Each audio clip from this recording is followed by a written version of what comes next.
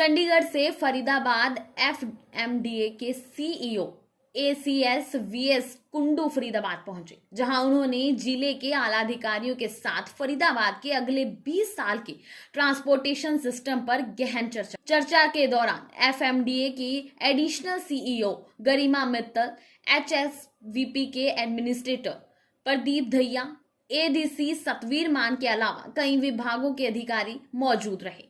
VS Kundu ने कहा कि स्मार्ट सिटी के लिए बनाए गए प्लान को एफएमडीए के तहत किस तरह से आगे बढ़ाया जा सकता है, इसकी प्रेजेंटेशन देखी है।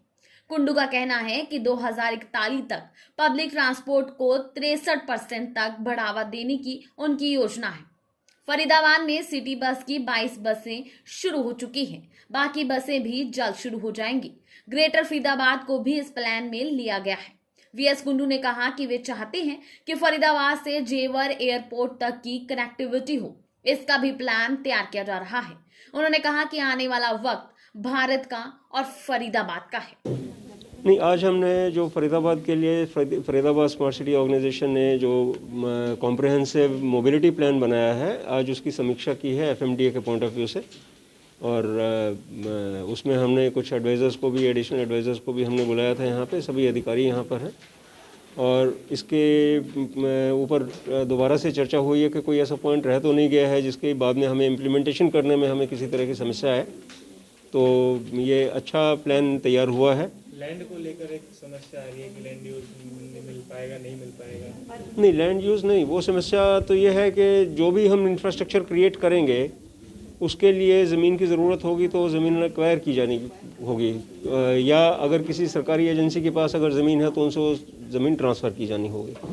तो अभी तो क्योंकि एक वाइड कॉम्प्रिहेंसिव मोबिलिटी प्लान बना है और 2041 तक के लिए बना है, तो उसमें इतनी डिटेलिंग तो नहीं हो सकती कि कहाँ कहाँ पे कितनी कितनी ज़मीन हमें चाहिए। कि उसका जब उसकी डीपीआर बनेगी तो उसके बारे में भी विचार होगा कि कहाँ पे बन सकते हैं। जैसे बस टर्मिनल्स हैं तो कहाँ पर बन सकते हैं, डिपोज़ कहाँ पर बन सकते हैं, मेट्रो स्टेशंस कहाँ पर आएंगे, वो सब अलाइनमेंट, उसकी अलाइनमेंट और उसके स्पेसिफिक डिसीजन उसी समय पे किए जाएंगे। सिटी बस चलाने की बात की जा रही है, 40 बसें फरीदाबाद में चलनी है एफएमडीए के माध्यम से, कब तक शुरू हो जाएंगे, क्या प्लान? उसमें से ऑलरेडी 22 बसें तो ऑलरेडी उसमें से चल रही हैं और 2 रूट्स के ऊपर असल में बसें नहीं चल पाई थी क्योंकि बदरपुर बॉर्डर पे जो टॉल है उससे पहले जो कट था वहाँ से वो बसें यू टर्न नहीं ले पाती थी। तो हमने उनको NHAI को रिक्वेस्ट किया है कि उस कट को थोड़ा सा बड़ा कर दें ताकि उसमें से बसें हमारी यूटर्न ले पाएँ। तो वो उन्होंने मान भी लिया है और वो कर रहे हैं। वो तो जी, एक बड़ा शहर बस चुका है, लेकिन वहाँ अभी कोई सिटी बस की सुविधाएं नहीं है, ट्रांसपोर्टेशन नहीं है, उसको लेकर क्या प्लान है? अभी प्लान उसके लिए तैयार कर रहे हैं। अभी सीएमपी में भी ये आपने देखा है कि पब्लिक ट्रांसपोर्ट जो है वो 63% 2041 तक 63% यातायात की जो ज़रूरतें हैं वो पब्लिक ट्रांसपोर्ट के माध्यम से पूरी होंगी।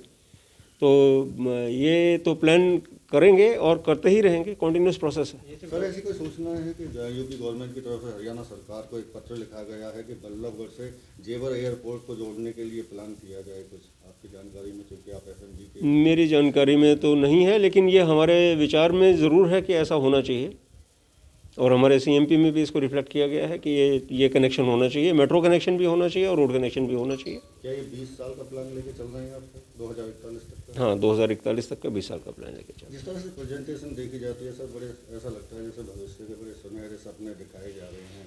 तो क्या लगता है कि जमीन पर इस तरह? आपको क्या ऐसा लगता है कि भविष्य सुनहरा नहीं है? डॉक्यूमेंट भारत का भविष्य बहुत सुनहरा है और फरीदाबाद का भविष्य भी बहुत सुनहरा है।